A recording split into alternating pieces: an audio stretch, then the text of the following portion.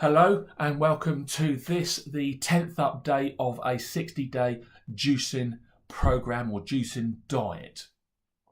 As I talk, I'm finding for some reason this morning that my eyes are watering, so I might have to just keep wiping away the tears as I talk.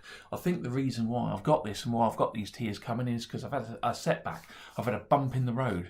Instead of losing a pound, because I've averaged a pound loss a day, so in the first 8 days of the juicing diet, I'd lost 8 pounds. I'm crying here because actually I've put on a pound overnight. Ooh, that's a bit of a disaster. Wasn't expected, but I think what happened was I didn't drink enough water yesterday with my juice. And right at the end of the day, I went out with the wife to the pictures, saw a fantastic film, came back in, and my daughter had left. Oh, she left a little booby trap for me. There was some chips on the side, and I thought, I'll have one, and I had probably had 1 or 10 too many, and I don't know if that, and the combination of not having enough water, has enabled me to put on a pound, and that's a bit of a setback, bit of a bump in the road, because I thought I would have lost 9 pounds by now. Now I've only lost 7. But we did say, didn't we, that you shouldn't be weighing in on a daily basis. It's a bad thing to do normally, but you should be doing it every week or every 2 weeks or every month. But for the purposes of a daily update, I am weighing myself daily. So that is why I'm crying, I believe. I'm going to step it up though, however, by going into the gym, back into the gym today. I haven't been in the gym for over 10 months, 11 months nearly, because I've had an injury to my heel, which has stopped me from training. But it's getting there. It's nearly better, so I'm going to get back in there today. And as I go back into the gym, I'm going back into the gym with the mind of a child.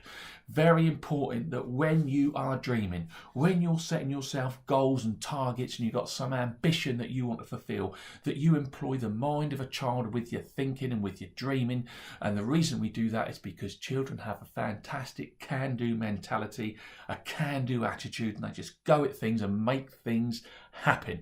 If, for example, you were to go into a classroom and watch a teacher teaching a class of 6-year-old children, and she was to ask that class, who can sing?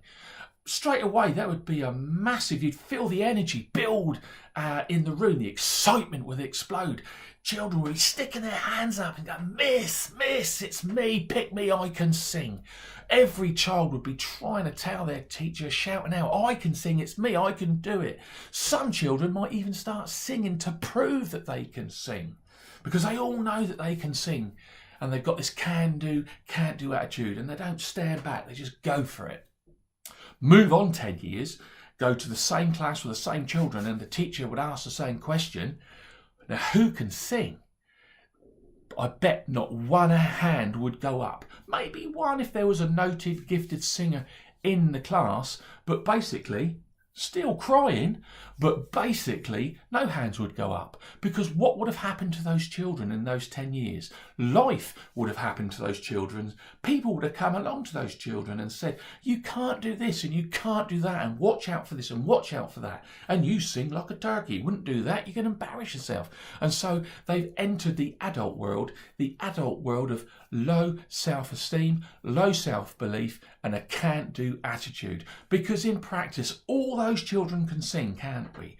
I can sing, I just can't sing very well. So when you're dreaming, have the attitude and the mind of a child, and that's what I'm going to employ. The other thing that I am now going to do, I am going to draw on the coaching of a fantastic American coach called Stephen Covey.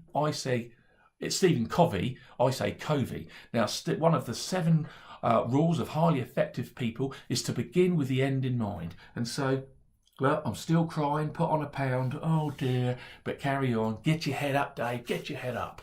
I'm going to begin with the end in mind. To explain this, just think about building a house. You wouldn't go into the middle of a field, would you, with just some bricks and mortar and just start building a house? Because if you did that, you can end up in a right old mess, aren't you? No, when you're building a house, you have a detailed plan. And that plan is signed off by various people at various levels, and that plan is so detailed. The height of the building on that plan that's how high the building's going to be built, to the millimetre. So you start with the end in mind with a plan. once you've got that plan, you visualize it. And that's what you're doing with a plan. You're putting things down and you're visualizing. And if you're starting anything in your life, in personal or work circumstances, a dream, a goal or a target, an ambition that you've got, begin with the end in mind. See it in your eyesight, close your eyes, dream about it and visualize it. And then you can go out and take the steps that are needed to be done to be doing it. So I'm aiming to be running the New York Marathon in November 2017, and this coming Sunday, the New York Marathon that I should have been in but for my injury is running this Sunday in New York City, and you can catch that live if you search on the video channels, etc. So I'm now beginning with the end in mind. I'm visualising myself in the New York Marathon, visualising myself being there, slim and fit enough to run because I've done the work and put the diet in. And I am now visualising myself and being a kid and telling myself that I am now an athlete. I am a world athlete, an international marathon running machine. And I have got to live and breathe as though I'm an athlete. So I'm going to shed the weight, and then I've got to get into a really good proper diet. I'm starting my training today because I am now an international marathon running machine. So I'm beginning with the end in mind. I'm employing the mind of a child. I'm sticking to my plan. I'm going to have a good day of juicing, and hopefully tomorrow I can give you a more successful update in the journey along the 60-day diet journey. So see you tomorrow. Have a great day, because I sure as hell am. Keep well, keep safe. Bye.